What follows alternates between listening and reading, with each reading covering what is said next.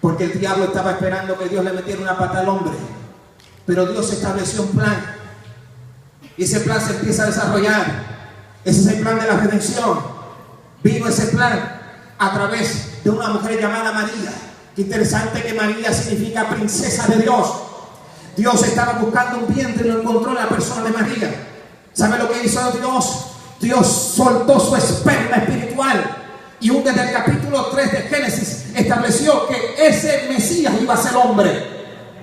Porque la genética, la ciencia de la genética hoy día nos deja saber que somos nosotros los hombres, los masculinos, los que decidimos el sexo del ser humano, porque nosotros somos genéticamente XY y la mujer es XX.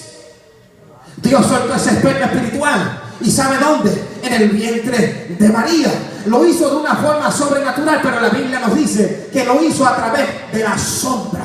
Por eso Salmo 91 dice: el que habita el abrigo del Altísimo morará bajo la sombra del Omnipotente. Cuando la sombra de Dios se manifiesta en un lugar y la presencia de Dios habita en un lugar, constantemente el esperma de Dios se está soltando para gestar cosas en el espíritu. Cuando usted está en la sombra del Señor, tiene que entender que hay algo de Dios que se quiere encarnar en su vida. Por eso cuando hablamos de la palabra profética, cuando hablamos de la declaración, el pastor predicaba que esta va a ser nuestra mejor semana, que en esta semana íbamos a recibir algo. Y sabe que Dios nos enseñó algo muy poderoso en las Escrituras. Cuando Dios decidió encarnar, habitar, tabernaculizar en el hombre, ¿sabe qué? Dios lo hizo de la forma menos esperada. Todo el mundo lo esperaba en Jerusalén, pero Dios escogió a Belén. Belén era una colonia en los suburbios de la Jerusalén. Estaba a 8 kilómetros de Jerusalén. Lo esperaban en el palacio de Herodes, lo esperaban en la cuna de oro. ¿Y sabe dónde nació? Nació en un pesebre, en un recipiente donde comían los animales. Nació en un establo. Y aquí viene el principio estrella de Nazaret, que en este año esta va a ser tu mejor Navidad. ¿Sabes por qué? Porque Dios te va a sorprender. Porque lo espera por la izquierda y te va a salir por la derecha. Lo espera por el norte, pero viene por el sur.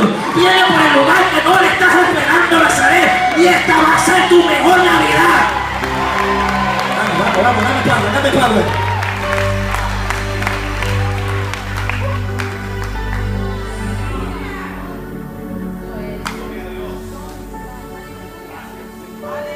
Quedan pocos días. Y el gran rey vino de una forma encubierta. Para aquellos de la teología de la prosperidad, tienen que reconsiderar estos pasajes. Creo la prosperidad del Señor. La prosperidad es inevitable cuando la presencia del Señor nos ocupa y cuando aprendemos la obediencia, porque la obediencia se aprende. Diga, la obediencia se aprende. Pero hemos sacado de contexto la prosperidad. La prosperidad no es para fortalecer nuestros caprichos ni nuestros egos. La prosperidad del Señor ocupa y bendice a un ser humano para la expansión del reino de Dios.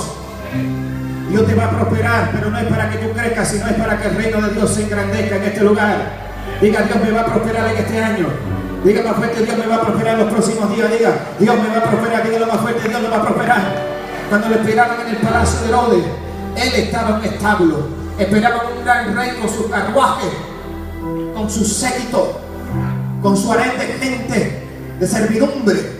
Y él apareció en un establo, en un pesebre. Bien reseñé y expliqué acerca de este recipiente que de ahí comían los animales. Porque también dice, encontraron a este niño. ¿Saben dónde lo encontraron? Echado en ese establo. Y es la misma palabra en la acción, el verbo, para describir a los animales. Es imposible cómo Dios trastorna nuestra lógica. Es impresionante cómo Dios muchas veces empieza a hacer cosas que nosotros no esperamos. Mucha gente melancólica habla de la depresión blanca allá afuera. Gente que se siente rechazada, y no hubo uno más rechazado que nuestro Señor Jesucristo. Mucha gente no puede celebrar la Navidad y por eso se van sus niveles sus químicos se van al suelo y dejan de producir serotonina y su estado de ánimo cambia. ¿Saben por qué? Porque está viviendo de afuera hacia adentro. Tiene que vivir de adentro hacia afuera. La Biblia dice que de nuestro interior fluirán ríos de agua viva.